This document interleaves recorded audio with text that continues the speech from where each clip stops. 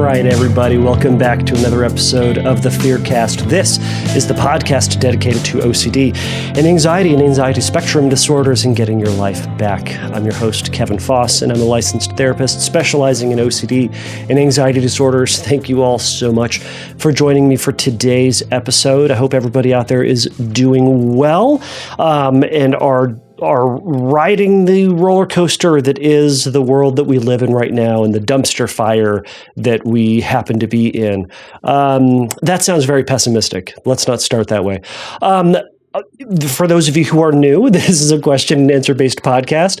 If you have questions about OCD and anxiety disorders, you can go over to fearcastpodcast.com, send me a message over there, and you can get a question on this podcast that I will read, consider, and likely put up on a future episode, as I'm doing today with Kallie's question.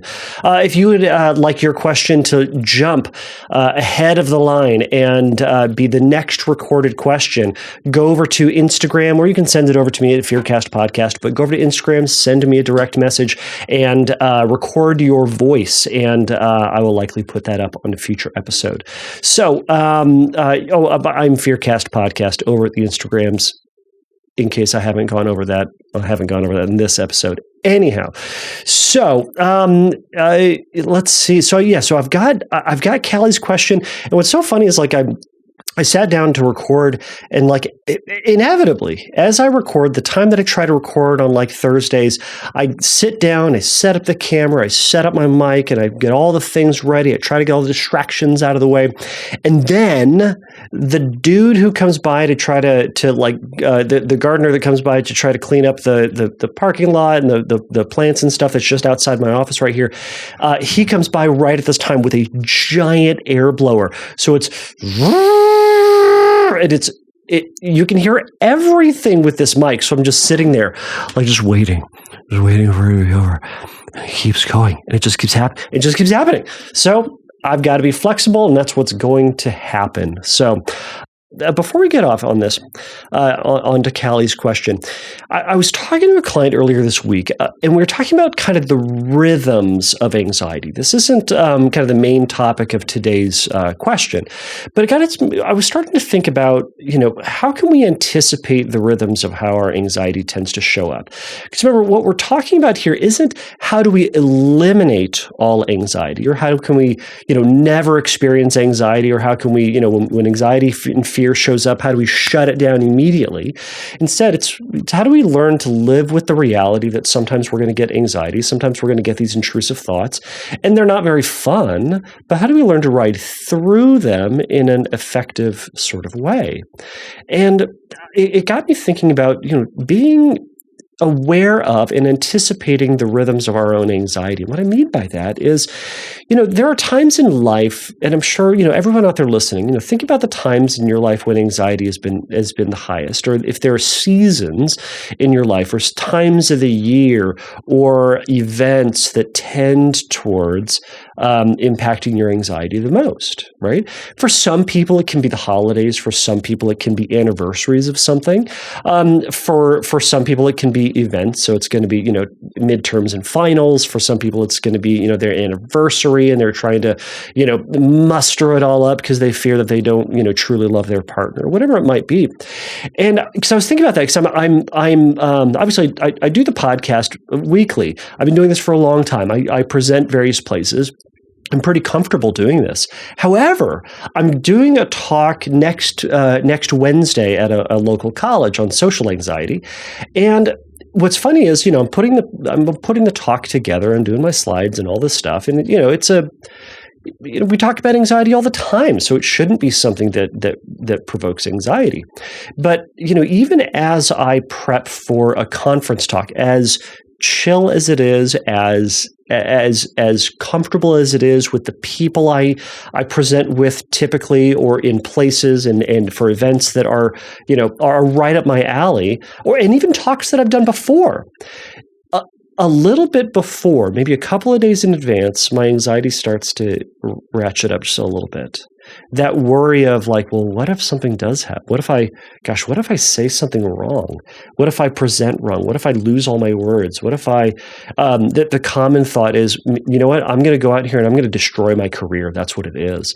I'm going to say something wrong. I'm going to say something that's just inaccurate. It's not so much offensive, but it's like, someone's going to say, he doesn't know what he's talking about. What an idiot. And it's like the end of my career. So that shows up. And I've learned kind of to live with it. I say kind of because it's not fun. It's not my favorite thing. But I've come to anticipate that that's something that's going to happen. It's going to show up. And when it does, I go, oh yeah, there it is. Of course it is, right? And, one can argue that it's a helpful thing. There's something called the Yerkes-Dodson line. It's kind of this like this arc, right? Where as anxiety increases, your performance level, the ability to perform well also increases. But there is this magical line where there is this pinnacle between anxiety and performance. And then as anxiety continues beyond that, your performance starts to decrease, right? I think it's an important thing to remember because it's not to say anxiety is bad. And I've spent this entire podcast talking about how anxiety often isn't bad. It's a helpful thing. It's just obnoxious, right? And it can be helpful until it's not, right? We can think about, like, I think about for myself, my rhythms of anxiety. It's going to go up and it's going to increase, but it also keeps me on my toes. It's putting me in that headspace to run the slides in my head, or to kind of have my head in that space. That's been redundant, but to anticipate and prepare. Right? Now, I can go overboard with that. If I spend hours and hours a day prepping for this talk or any talk, that would be excessive and unnecessary. But a little bit of preparation, a little bit of nerves, like, hey, I need to be on my toes for this, can be really helpful. But regardless of helpful or unhelpful, it's that my anxiety is going to rise a little bit, right? So I offer this as something for everyone out there to think about as they're going throughout their day and struggling with their anxieties. Are there times when anxiety is greater or worse than other times in life? And can we start to anticipate that instead of treating it as I'm getting worse versus better, like, I used to be really good, but now it's worse. Like 6 months ago, I was better, but it's falling apart again. Is this part of your rhythm? Is it that we're getting into the holidays? We're getting close to that anniversary. It's that, you were doing great because you were in summer break, right? But now you're in school and you've got finals and that anxiety is starting to rise. Or now now baseball is in season. So, you got games coming up and there's the performance element of it, right? So something to think about as you kind of move forward in this, and how do we treat yourself with compassion and understanding and acceptance as you resist compulsive behavior, as you continue to resist going well overboard into things that are completely unnecessary in doing. All right. So enough of my yammering. Let's get on to Kallie's question. So Kallie says, I've suffered with OCD with numerous themes throughout my life. They were all frustrating and annoying, but I was able to manage. A year ago or so, I developed SO-OCD, so sexual orientation OCD, which was soon accompanied by ROCD, relationship OCD, and TOCD, transgender OCD. We haven't done a lot on that. Plus the occasional magical thinking OCD. Through therapy and through proper medication, it has become much more manageable. My question, though, is why does it feel so real?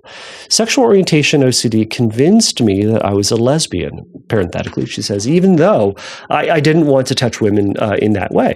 She goes on to say, and this really put a damper on my heterosexual relationship. The relationship that I've been in for 8 years.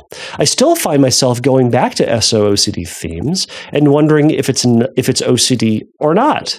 And all other themes have calmed down, but OCD lingers. The other ones pop up from time to time, but I pretty much know how to handle them. Any advice? Thank you. All right, Kallie, thank you so much for this question. This is a really good question, and a question that pretty much every person who comes through this office asks at some point. So I wanted to just spend a little bit of time talking today about why anxiety and OCD feels real and what we can do about it. So first off, so it feels real because it is real. That's what I got for you. Have a good day.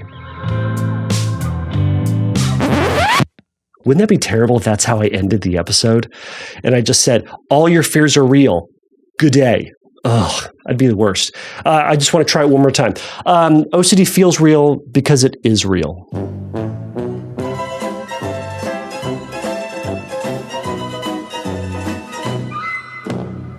All right. Again, another terrible ending. I shouldn't do this, but I have access to things, so I'm going to try them. Anyways, all right.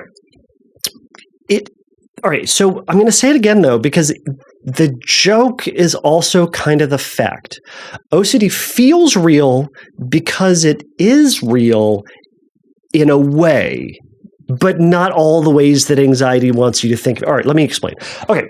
So we have this fight or flight system, right? We've heard about fight, flight, or freeze, right? In response to a danger, a perceived danger, something like that, we go into fight, flight, or freeze responses, right? This is our sympathetic nervous system kicking up, and it's a wonderful biological thing that we have, and it gets us really activated towards something, right? If there's a danger, we want to be prepared to fight whatever the thing is that's coming, to run away, or we freeze, right? We kind of you get the idea. We freeze, right? Now, there's a lot of reasons why we do those, and I'm not going to get into all those things. But what's happening in the sense of danger is that into our amygdala goes these thoughts, or goes into the experiences. What's kicked out is this anxiety, and we get this just huge release of various chemicals into our system that create this fight, flight, or freeze, response. Now, it's going to be this like life or death response so that we can live, right? But through this process, and eventually through this process, I'll say the parasympathetic nervous system kicks in and calms those systems down. Our body and our brain don't like to be at heightened anxiety for an extended period of time, so we have another natural process that brings all of this down.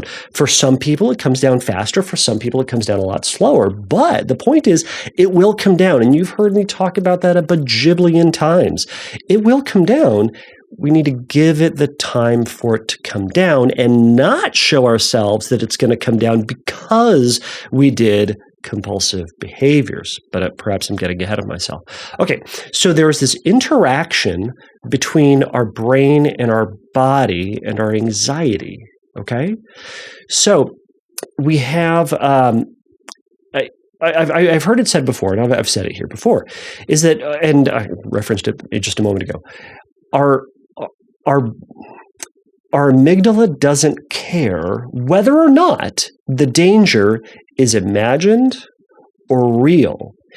Into the amygdala go those things, and out of it spits the same anxiety, the same feelings in various levels or whatever it may be, but we still feel it because we are having a feared and fight or flight response to it, but to either imagined situations or to real situations. So we can practice this, maybe not with fear necessarily, but I'll try. We can also practice this with the way that we just imagine something, we can feel it physically, so we can have a physiological response to something. So I want to go through this little exercise, and if you are driving, don't close your eyes. If you're at the gym, don't close your eyes. But imagine this happening. So I want you to imagine that you're holding a lemon. All right, I'm going to presume y'all have seen a lemon and know what they're like. If you haven't seen a lemon before, this is just not going to work. But I'll do another exercise in just a moment. So I'm going to imagine this lemon. Okay, so imagine holding it, right? You feel the weight of it in your hand. It's not too light. It's not too heavy. You can kind of, squeeze it just a little bit, right? You can have, feel it, the skin on it give a little bit, right? There might be a different texture between, the skin and feeling the kind of the flesh of it inside, right?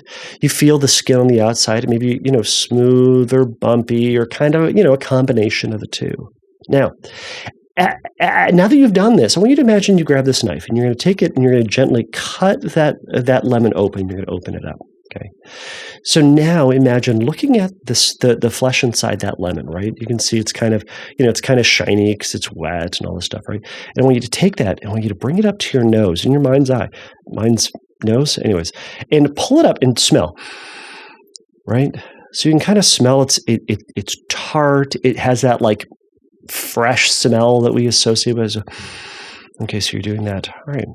So now I also want you to imagine taking your tongue, sticking it out, and putting your tongue directly on the flesh of it and doing a big giant lick. Right? Imagine what that's like. Now notice what you feel. Notice how is your body responding. For some, you may be experiencing a little bit of saliva built up. Right? I'm kind of experiencing that now as I'm even describing it. You may, like as you were imagining kind of squishing the lemon, you might have felt something kind of in your fingertips, as it were, right? You kind of, your hands know what that sensation is like, so you kind of felt it in a way, right? But as you were smelling it, you might have experienced something very similar to smelling the lemon or having associations with smelling it. And as you licked it, you might have gotten that like tangy, like that, I don't know what that feeling is, but like that tang in your neck feeling. Maybe that's just me. Or you might have experienced some salivating, right? So that's kind of a weird experience because I assume y'all didn't have a lemon in front of you to actually do this with, but you just simply imagined it. And as you imagined it, your body had a reaction to it. And that is part of the way how our brain responds to fear and how we can experience it and how OCD feels so real. Because it is real, but it's imagined, right? Your body had a real reaction when you were imagining the lemon, but you didn't have a real lemon in front of you, right? Now, similarly, we can do this by imagining another one of your fears, right? So this may not be a fear for everybody, but if you're sitting in a chair or in your car or something like that, I want you to imagine that like a medium-sized spider just started to, jump on your foot and just kind of crawl up, right? And it's not a big enough spider so you can like really feel it. You just kind of know that it's there, right? And it's moving ever so slowly. And then it starts moving closer towards your ankle and closer and closer. And then it moves like quickly and slow, like, it has that kind of erratic spider motion that happens sometimes, right? Now, for some of you out there who have a fear of spiders, you might now all of a sudden be noticing a feeling in your body, maybe that pit in your stomach, that tightness in your chest. You might have felt an urge to move your foot, right? You might have even moved it just instinctually, right? Or you might have had like a sensation in your foot, maybe not an urge, but like a sense of a presence of something there on your foot, like an awareness of your foot, right? Where you imagined that spider, right? This is, again, another way that our brain can start to imagine and as we imagine something, our body will start to manifest sensations, awarenesses, or even urges. And some of you out there may have even followed through on that urge and kind of shook your leg a little bit to like shake the spider off or something, right? Even though there was no spider on your foot. Right? Now, this also happens with sexual content, sexual thoughts, right? So what we're having when we imagine sexual thoughts, whether it is of a sexual image of something that we are interested or not interested in, our brain recognizes it as sexually relevant content, sexually relevant information, right?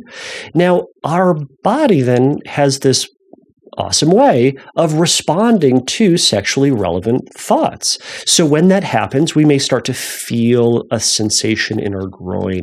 We may even start to, feel hot or feel, tingling in other areas of our body, right? But certainly our attention might go towards our groin, and we might start to, or other erogenous zones on our body, and start to feel sensations there. Again, whether or not it's an image of something that you have desired in the past, right? And they've done some super fun research on this, and I'm not going to get into that at this time. But that's one of the ways that our brain and our body are connected in the best and most terrible way, right? So now you've heard me describe this before as we've talked about thought action fusion before. It's that connection where it's as if we have a thought and we experience it as if we have actually already done it, right? So sometimes we can feel the guilt or the responsibility or shame of having imagined something. Sometimes the thought action fusion can be, having a thought and then believing that the more we have that thought, the more likely it is to actually happen. That's another way it manifests. But with this is also how I've said, all chick flicks work and all horror movies work. When you're sitting in that movie theater and you're watching whatever that movie is, you're not in the movie. You're watching it. You're sitting back and you're just seeing various, overpaid actors do stuff on screen. And they may be running from a bad guy. They may be falling in love with somebody. And we may feel what they're feeling, right? This is how jump scares work, right? If you didn't feel lovey-dovey feelings watching a chick flick and having them fall in love or do that meet cute or running and meet each other and hug each other at the airport terminal or whatever it is, which is a thing you used to be able to do back in the day, by the way, for all you youngsters out there. Anyways, but with like horror movies, you're not in danger, though you may feel tense and have that response as if you are in danger. You're not. You're not.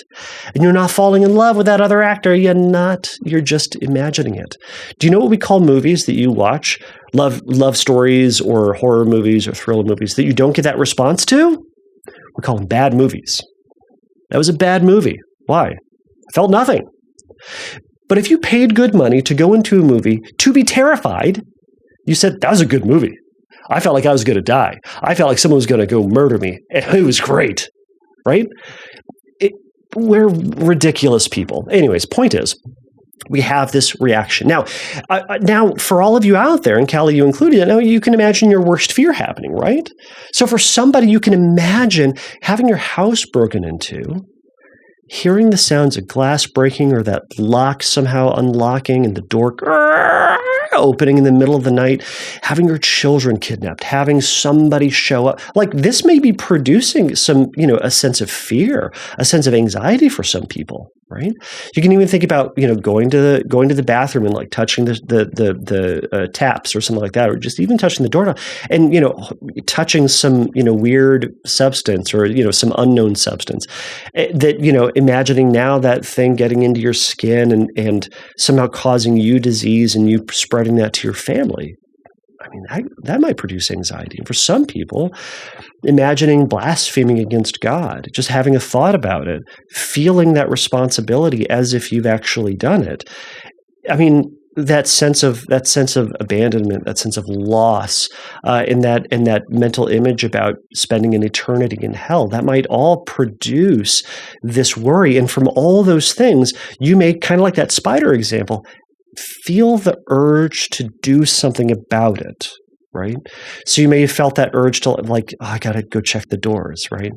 You may even feel what it's like to click that door. And you, like, sometimes when we're going through and like clicking locks and whatnot, we're trusting that feeling, right? We're looking for that feeling. So you may feel that in your hand as I'm talking about it. You may feel the urge to wash, right? As I'm describing that, the sink scenario, you may have the desire, the urge to wash. Or from other people, if they're imagining, having a blasphemous thought, they may not be engaging actively in that blasphemous thought, but all the subsequent images or feelings of loss that might be producing in them this kind of urge, this desire to prey as their response to it. Now, similarly, Kallie, for you, it's that, if you imagine that you're gay and then imagining that upending everything you believe about yourself or, putting you on this trajectory in life that you didn't want, that might make you feel really uncomfortable. Now, I don't know why it is that story is, but I want to talk about that in just a minute. But so we've talked a little bit about this thought action fusion and this brain and body reaction, or interaction rather. Now, I also want to talk about how these things can then be amplified by other psychological characteristics. So, one, the more time we think about something, the more we're going to think about that thing. All right. So I've heard it said, the more we think about it, the more we think about it. Right. So it's maybe a silly thing, but it's like, you may be, thinking more about, I don't know, if you're going to buy a car, you think, a lot about a specific type of car and you start seeing it everywhere, right? That's a different effect, perhaps. Another way, a more specific way is the Tetris effect. If you've never heard about that, look it up. It's this thing where if you play Tetris, the game Tetris, a lot, you may start to then see it everywhere, start to imagine it, or start to go to that place of thinking about it more and more. If you think about work a lot in your downtime, you're probably going to think about your work in your downtime, right? Let me phrase that better. If you think about your work a lot and you're stressing about work and you've got a lot of work going on, then when you're in your downtime and you're bored, your brain might think about work, right? Think about anything that you think about a lot, your brain's going to go there, right? I've heard John Hirschfield talk about this. He said, your brain doesn't know you have OCD. Your brain just knows that you think about this thing a lot. So it goes, gosh, Kallie loves to think about her sexual orientation a lot. So I don't know, let's give her more of that, right? It's not what you asked for. It's not what you wanted, but it's what's happening because you think about it a lot. So your brain goes, I guess we're going to think about it a lot. And I guess you like to think about it because you think about it. So here you go. Mazel tov. I don't know what I'm saying. But point is that that's kind of one of the processes that happen. Another thing that can influence the increase of this is having an overestimation of risk, right? Now, one thing you can look into is cognitive distortions and the ways that our brain tend to skew our perception of things. And one of the ways is an overestimation of risk in whatever that thing is, or the likelihood of this danger actually happening to you. The more faulty beliefs you have, the more distorted thoughts you have, the more that you are likely to buy into the legitimacy of that thought when it is there. When you buy into the legitimacy of that thought, you are going to respond to it either through thought or through action more and more and more. Another thing that can increase this is family or cultural narratives about specific dangers, right? So if you have a belief that being gay is sin or is bad or is rejectable or is worthy of criticism or negativity or it is going to uproot your life, then the narrative is this is more of a danger than something else, right? If you grew up in a family where everybody talked about like speaking in public or interrupting other people, in public was just awful and we don't do that, right? You're going to learn that that's normal, that's expected. So there is a danger involved with that. Furthermore, historical trauma can influence this. Right? I'll address that in just a minute as well. But if you have a situation in your past that has triggered that has, caused pain or anxiety or discomfort or fear or whatever it might be, a traumatic event, that will increase the likelihood that you're going to think about this. Lastly, reinforcement through compulsion, right? We know that OCD is a self-reinforcing cycle. The more that you give into compulsions, and this is why we keep harping on getting rid of compulsions, the more you think about them, the more you do them, the more you engage with them, and the more that you use them to solve the anxiety, the more you've given a neutral thought, a nonsense thought, credence and credibility through this action and effort, and then getting that relief at the end of it, the conspiring of all of that will increase the follow through, the urge to do that again when this nonsense thought arises again. All right. So All right, so I hope that answers your question into like why it is that this thought emerges more, or why it is that OCD feels real. It feels real because it is real. You are having a legitimate biological, physiological response, but to something that is purely imagined. And that's really what we're trying to do, is to separate the story, the thought, from what your body is experiencing, right? That's where we talk about diffusion from your thoughts and simply observing your body's response while observing also your surroundings, right? What is actually happening versus what your body is responding to, right? If you are in a movie theater and watching that scary movie and you become very aware of your surroundings, right? It, quote, pulls you out of the movie, right? Good in that instance, right? Or bad in that instance if you really want to be into it. But we have that then separation from the stimulus that's in front of you that is not actually happening to you to what's actually happening in real life, which is nothing, you sitting in a movie theater. Or in this instance, it's going to be you having that feeling. But remember, we can remember your body is having that feeling. It has that reaction to imagined situations. And of course, we know it's going to happen and we can expect it. We can anticipate it right through that. All right. So lastly, you also asked another question, which I'm just going to answer very briefly, and hopefully it's helpful. So why does sexual orientation OCD linger? Well, to a certain degree, I would want to know what the feared story is and what your compulsions are, right? So we've already talked about minimizing or reducing or eliminating compulsions. We all know that that's going to be part of it. But what's the feared story associated with sexual orientation OCD? The ICBT folks would be asking, what does that thought leave you particularly vulnerable to, right? What is the danger involved with that? What does it feel like you are particularly susceptible to? And it might be this, the outcome of family rejection or, uprooting or upending the course of your life, or that you just simply don't know yourself. And that seems really scary. So there's a lot of that. The Greenberg idea would be, what is the feeling that you have in relation to that thought, that if you don't give into your compulsion, what feeling are you going to have to live with and experience forever? And it goes further in depth to that, but maybe that is something that is particularly sensitive to you, right?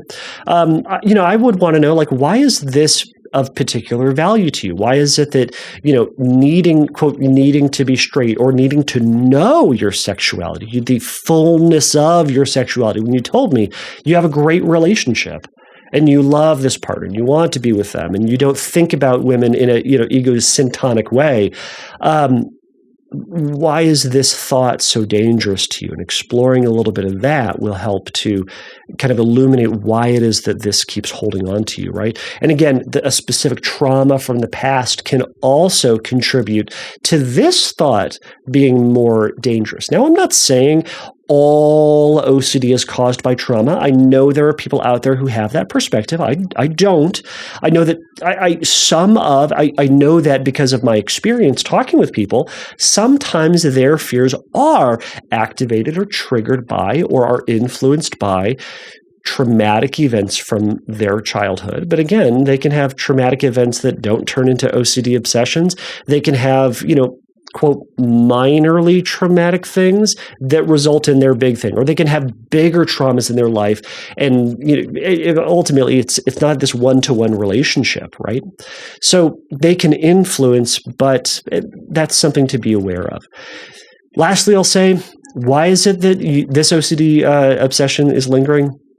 I don't know. I don't know why this one does. Why is it that any of these show up? Why is it that anybody has any particular one? I don't have that answer, right? But one thing that you can do is to anticipate it. You can know that it's going to show up from time to time. You've had this before, right? You've heard me say I've seen this movie before, right? What that ultimately means is if you started watching a movie and you got 10 minutes in and you're like, oh, I know what's happening. I've seen this before. You probably wouldn't sit there and go, let me watch it again to make sure it's going to end the same way.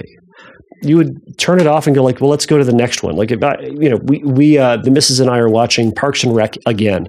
She got me Parks and Recreation, the TV show, on DVD a couple of years ago for Christmas. So we're just, we put in the DVD and at night we just watch an episode or two. If we watched an episode the night before and then all of a sudden I forgot what episode we're on and I click on something and, it starts to play the cold open and I've seen that before and it feels very familiar to me. I know it, right? I would remind myself, we already saw this. Now, it might be entertaining to watch it again, but I'd rather watch the next episode. So I'm not going to sit and watch the entirety of the episode because what if it's different this time? It's going to be the same, right? On the DVD, it's going to be the same. Kallie, for your fear, it's probably the same. It's the same general story. Right? So you've seen this movie before, you've seen the show before, you know it. Why spend more time on it? To that end, you can remind yourself that this is old news, right? We're not going to treat it as if it's new and dangerous. It's the same thing you've fought with and struggled with and obsessed about and done endless compulsions to and for and because of. It's old news. So when it pops up, you go, oh yeah, this thing again. Back to the top of the show, remember my reference to anxiety about giving talks? It's old news. I've seen this before. I've had this anxiety for giving talks for literally decades. And when it shows up, I go, oh yeah, I know this story. All right, I'm going to go throw my career away. Here we go. And I go. Literally, I was talking to a friend of mine who we're going to try to present at another conference coming up soon. And we both said, let's go throw our careers away, right? She shares that fear, as do I. Do I want it to happen? No. Is it possible? Sure. But it's part of our rhythm. We know that thought's going to be there. Kallie, you know that thought's going to show up from time to time, but let's not treat it like now it's new or now it's special, because it ain't. So, all right, Kallie, you've heard me yammer on enough. Thank you so much for indulging me. Thank you, everybody else out there in podcast land, on YouTube land, or wherever you're seeing this or hearing this for that matter. All you aliens in space who are listening to this thousands of years in the future because it finally got to you as it was projected out. Or if you found this in some time capsule somewhere in 2750 and all of us are dead. I hope you are doing well. I hope things are better because things are weird here. But I hope they're better there. Anyways, until next time, everybody, take a risk, challenge yourself, and don't take your brain too seriously. Bye. Thank you for listening to the Fearcast. If you would like your question answered on a future episode, please click on the Submit a Question link at fearcastpodcast.com. If you would like your question answered sooner, please send me a recording of your question to questions@fearcastpodcast.com or by sending me an audio message through Instagram by DMing me at fearcastpodcast on Instagram. If you like the Fearcast, please write a review on your podcast platform of choice. Please remember that the Fearcast is not a substitute for psychotherapy. If you need a little bit of help in your recovery, please go over to fearcastpodcast.com and click on the Find Help link, and there's going to be some information for you there. So until next time, take a risk, challenge yourself, and don't take your brain too seriously.